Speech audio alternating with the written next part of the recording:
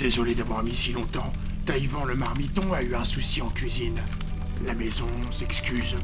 Oh, il n'y a pas de mal, on n'est pas aux pièces. Vu le temps qu'il fait, je ne risque pas de bouger cette nuit. Et il ne pleut pas encore. Merci en tout cas, ça sent très bon.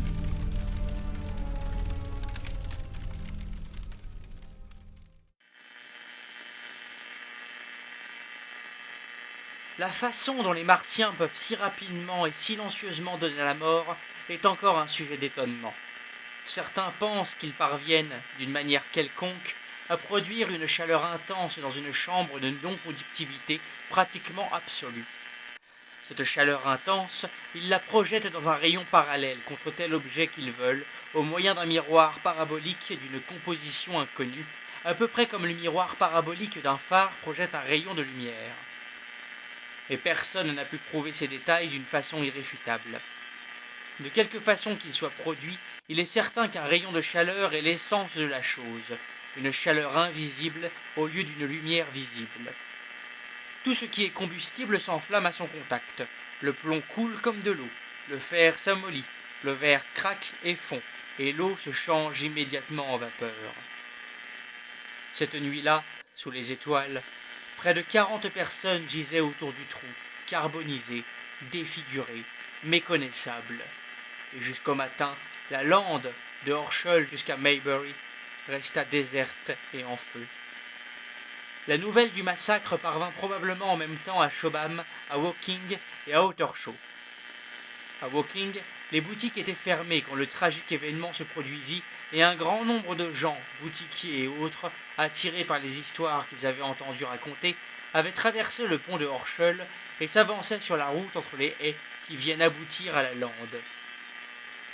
Vous pouvez vous imaginer les jeunes gens et les jeunes filles, après les travaux de la journée, prenant occasion de cette nouveauté comme de toute autre, pour faire une promenade ensemble et flirter à loisir. Vous pouvez vous figurer le bourdonnement des voix au long de la route dans le crépuscule. Jusqu'alors, sans doute, peu de gens dans Woking même savaient que le cylindre était ouvert, bien que le pauvre Anderson eût envoyé un messager porté à bicyclette au bureau de poste un télégramme spécial pour un journal du soir. Les curieux débouchaient par deux et trois sur la lande, et ils trouvaient de petits groupes de gens causant avec animation en observant le miroir tournant au-dessus des carrières de sable, et la même excitation gagnait rapidement les nouveaux venus. Vers 8h30, quand la députation fut détruite, il pouvait y avoir environ 300 personnes à cet endroit, sans compter ceux qui avaient quitté la route pour s'approcher plus près des Martiens. Il y avait aussi 3 agents de police, dont l'un était à cheval, faisant de leur mieux d'après les instructions de Stent pour maintenir la foule et l'empêcher d'approcher du cylindre, non sans soulever quelques protestations de la part de ces personnes excitables et irréfléchies pour lesquelles un rassemblement est toujours une occasion de tapage et de brutalité.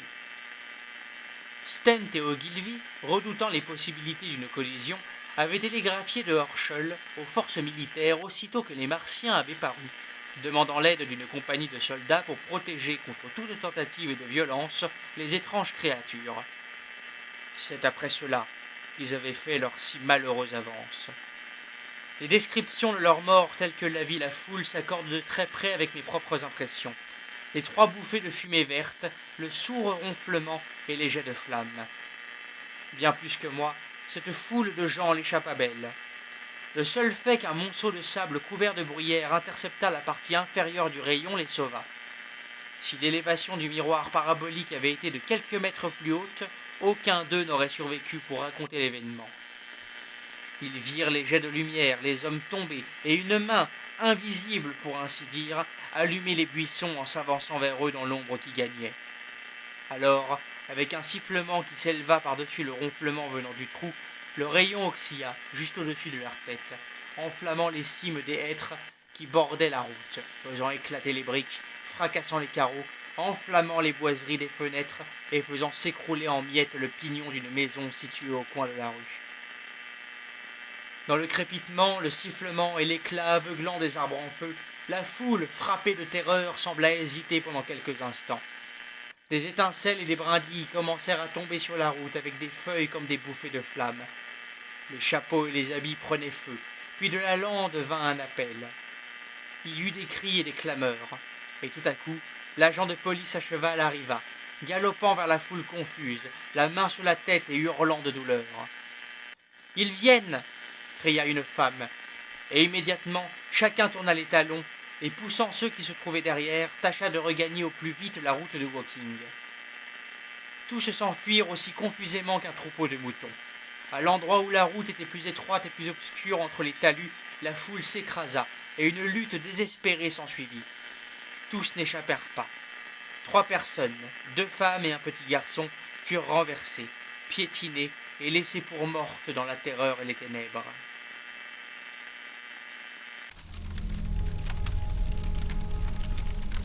Vous avez terminé? Oui, c'était fameux. Je savais que ça vous plairait. Ne vous inquiétez pas, j'ai encore de la place pour la suite. J'espère bien.